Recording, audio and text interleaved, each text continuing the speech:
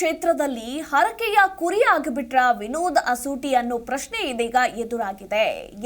ರಾಜಕೀಯ ತಂತ್ರ ಪ್ರತಿತಂತ್ರಗಳು ಗೊತ್ತಿಲ್ಲದೆ ವಿನೋದ್ ಅಸೂಟಿ ಹಾಗಾದ್ರೆ ಅಖಾಡಕ್ಕೆ ಧುಮುಕಿದ್ರ? ಇದುವರೆಗೂ ಕೂಡ ಬಿಜೆಪಿ ಅಭ್ಯರ್ಥಿ ಪ್ರಹ್ಲಾದ್ ಜೋಶಿ ವಿರುದ್ಧ ಯಾವುದೇ ಹೇಳಿಕೆಯನ್ನ ಕೊಟ್ಟಿಲ್ಲ ವಿನೋದ್ ಅಸೂಟಿ.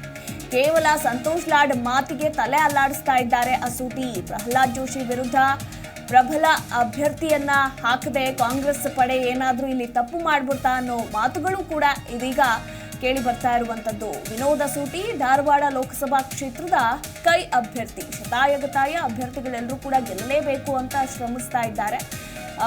ವಿರೋಧ ಪಕ್ಷದ ಅಭ್ಯರ್ಥಿಗಳ ವಿರುದ್ಧವಾಗಿ ಕಿಡಿಕಾರ್ತಾ ಇದ್ದಾರೆ. ನಾನಾ ರಣತಂತ್ರಗಳನ್ನ ರೂಪಿಸ್ತಾ ಇದ್ದಾರೆ. ಬಿಜೆಪಿ ಅಭ್ಯರ್ಥಿಗಳು ಕಾಂಗ್ರೆಸ್ ಅಭ್ಯರ್ಥಿಗಳ ಪರವಾಗಿ ಕಿಡಿಕಾರೋದು, ಕಾಂಗ್ರೆಸ್ ಅಭ್ಯರ್ಥಿಗಳು ಬಿಜೆಪಿ ಅಭ್ಯರ್ಥಿಗಳ ಪರವಾಗಿ ಆರೋಪಗಳನ್ನ ಮಾಡೋದು, ಹೀಗೆ ಒಂದಲ್ಲ ಒಂದು ಬೆಳವಣಿಗೆಗಳು ನಡೀತಾನೆ ಇದೆ. ಬಟ್ ಇದುವರೆಗೂ ಕೂಡ ಆಪೋಸಿಟ್ ಅಭ್ಯರ್ಥಿಯಾಗಿರುವಂತಹ ಪ್ರಹ್ಲಾದ್ ಜೋಶಿ ವಿರುದ್ಧ ಒಂದೇ ಒಂದು ಹೇಳಿಕೆಯನ್ನ ಕೂಡ ಕೊಟ್ಟಿಲ್ಲ ವಿನೋದ್ ಅಸೂಟಿ. ಹೀಗಾಗಿ ರಾಜಕೀಯ ತಂತ್ರ ಪ್ರತಿತಂತ್ರಗಳೇನೂ ಗೊತ್ತಿಲ್ಲದೆ ಅಖಾಡಕ್ಕೆ ಧುಮುಕು ಬಿಟ್ರ ಅನ್ನೋ ಮಾತುಗಳು ಕೂಡ ಕೇಳಿ ಬರ್ತಾ ಇದೆ. ಕೇವಲ ಸಂತೋಷ್ ಲಾಡ್ ಏನು ಹೇಳ್ತಾರೋ ಅವರ ಮಾತಿಗೆ ತಲೆ ಹಲ್ಲಾಡಿಸ್ತಾ ಇದ್ದಾರೆ ಅಂತ ಧಾರವಾಡದ ವಲಯದಲ್ಲೇ ಕೇಳಿ ಬರ್ತಾ ಇರುವಂತಹ ಮಾತುಗಳಿವು. ಧಾರವಾಡ ಲೋಕಸಭಾ ಕ್ಷೇತ್ರದಲ್ಲಿ ಕೈ ಅಭ್ಯರ್ಥಿಗೆ ಒಂದ್ ರೀತಿ ಈಗ ಅನುಭವದ ಕೊರತೆ ಉಂಟಾಗಿದೆ ಅಂತಾನೆ ಹೇಳಬಹುದು. ಕೇವಲ ನವಲಗುಂದ ವ್ಯಾಪ್ತಿಗೆ ಮಾತ್ರ ವಿನೋದ್ ಅಸೂಟಿಯ ಪರಿಚಯ ಇದೆ. ಸಂತೋಷ್ ಲಾಡ್ ಹೊರತುಪಡಿಸಿ ಉಳಿದ ನಾಯಕರ ಬೆಂಬಲದ ಕೊರತೆ ಕೂಡ ವಿನೋದ್ ಅಸೂಟಿಗೆ ಇರುವಂಥದ್ದು. ಇನ್ನು ಕಾಂಗ್ರೆಸ್ನ ಪ್ರಮುಖ ಶಾಸಕರು ನಾಯಕರು ಇವರ ಪರವಾಗಿ ಪ್ರಚಾರದಿಂದ ಕೂಡ ದೂರ ಉಳಿದಿದ್ದಾರೆ. ಕೇವಲ ಮಯೂರ ರೆಸಾರ್ಟ್ನಲ್ಲಿ ಕುಳಿತು ರಾಜಕೀಯ ಮಾಡ್ತಾ ಇದ್ದಾರೆ ಮತ್ತೊಂದು ಕಡೆ ಸಂತೋಷ್ ಲಾಡ್.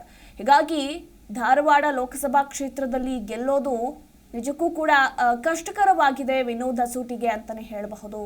ಮತ್ತೊಂದು ಬೆಳವಣಿಗೆ ಅಂದ್ರೆ ಈಗ ಕಾಂಗ್ರೆಸ್ ನಾಯಕರು ಕೂಡ ಅಭ್ಯರ್ಥಿ ಬದಲಾವಣೆಗೂ ಕೂಡ ಚಿಂತನೆಗಳನ್ನ ನಡೆಸ್ತಾ ಇದ್ದಾರೆ.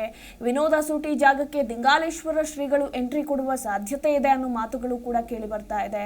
ಸೊ ಈ ವಿಚಾರಕ್ಕೆ ಸಂಬಂಧಪಟ್ಟಂತೆ ಏನಾದರೂ ಸೈಲೆಂಟ್ ಆಗಿದ್ದಾರಾ ವಿನೋದ್ ಅಸೂಟಿ ಅಥವಾ ಏನು ಎತ್ತ ಅನ್ನೋದರ ಕುರಿತಾಗಿ ಸಾಕಷ್ಟು ಕುತೂಹಲ ಮೂಡಿಸಿದೆ ಅಂತಾನೆ ಹೇಳಬಹುದು. ಈ ಕುರಿತಾಗಿ ಹೆಚ್ಚಿನ ಡೀಟೇಲ್ಸ್ ಕೊಡ್ತಾರೆ ನಮ್ಮ ಪ್ರತಿನಿಧಿ ವಿಠಲ್ ಕರಡಿಗುಡ್ಡ. ವಿಠಲ್, ರಾಜಕೀಯ ತಂತ್ರಗಳು ಪ್ರತಿತಂತ್ರಗಳು ಗೊತ್ತಿಲ್ಲದೆ ವಿನೋದ್ ಅಸೂಟಿ ಅಖಾಡಕ್ಕೆ ಧುಮುಕು ಬಿಟ್ರ ಅನ್ನೋ ಪ್ರಶ್ನೆ ಈಗ ಎದುರಾಗಿದೆ. ಯಾಕೆ ಪ್ರಚಾರದಲ್ಲೂ ಕೂಡ ಅವರು ಹೆಚ್ಚಾಗಿ ಕಾಣಿಸಿಕೊಳ್ತಾ ಇಲ್ಲ? ಹಾಗೆ ಬಿಜೆಪಿ ಅಭ್ಯರ್ಥಿ ಪರವಾಗಿ ಕೂಡ ಇದುವರೆಗೂ ಒಂದೇ ಒಂದು ಹೇಳಿಕೆಯನ್ನ ಕೂಡ ಕೊಟ್ಟಿಲ್ಲ. ಅವ್ರಿಗೇನಾದ್ರೂ ಬೇಸರ ಆಗಿದೆಯಾ? ದಿಂಗಾಲೇಶ್ವರ ಶ್ರೀಗಳು ಅವರ ಜಾಗಕ್ಕೆ ಬರಬಹುದು ಅನ್ನೋ ಮಾತುಗಳು ಕೂಡ ಕೇಳಿ ಬರ್ತಾ ಇದೆ. ಧಾರವಾಡ ಲೋಕಸಭಾ ಕ್ಷೇತ್ರದ ಅಪ್ಡೇಟ್ ಸದ್ಯಕ್ಕೆ ಏನಿದೆ?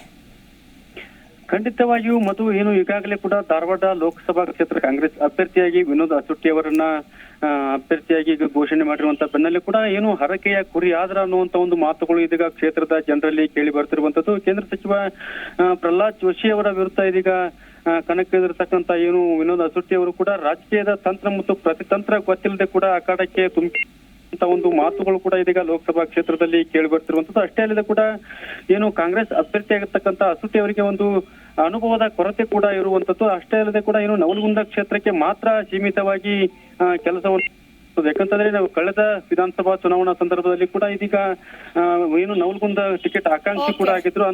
ಅಂತ ಸಂದರ್ಭದಲ್ಲಿ ಕೂಡ ಗೋಂಡ್ ರೆಡ್ಡಿ ಅವರಿಗೆ ಟಿಕೆಟ್ ನೀಡಿದಂತ ಸಂದರ್ಭದಲ್ಲಿ ಕೂಡ ಇವರಿಗೆ ಟಿಕೆಟ್ ಸಿಗದಂತ ಸಂದರ್ಭದಲ್ಲಿ ನವಲಗುಂದ ಕ್ಷೇತ್ರಕ್ಕೆ ಮಾತ್ರ ಸೀಮಿತವಾಗಿದ್ದಾರೆ. ಈಗ ಲೋಕಸಭಾ ಕ್ಷೇತ್ರ 8 ವಿಧಾನಸಭಾ ವ್ಯಾಪ್ತಿಯನ್ನು ಹೊಂದಿರುವಂತದ್ದು. ಉಳಿದ 7 ವಿಧಾನಸಭಾ ವ್ಯಾಪ್ತಿಗೆ ಇವರ ಪರಿಚಯ ಕೂಡ ಅಷ್ಟಕ್ಕಷ್ಟೇ. ಜೋಶಿ ವಿರುದ್ಧ ಸ್ಪರ್ಧೆ ಮಾಡಬೇಕಾದ್ರೆ ಪ್ರಬಲವಾದ ಅಭ್ಯರ್ಥಿ ಆದ್ರೆ ಇಲ್ಲಿ ವಿನೋದ್ ಅಸೂಟಿ ಅವರನ್ನ ಹಾಕಿ ಇದೀಗ ಎಲ್ಲೋ ಒಂದ್ ರೀತಿಯ ಹರಕೆಯ ಕುರಿಯನ್ನಾಗಿ ಮಾಡಿದ್ರೆ. ಎಸ್ ಥ್ಯಾಂಕ್ ಯು ವಿಠಲ್ ನಿಮ್ಮೆಲ್ಲ ಮಾಹಿತಿಗಾಗಿ.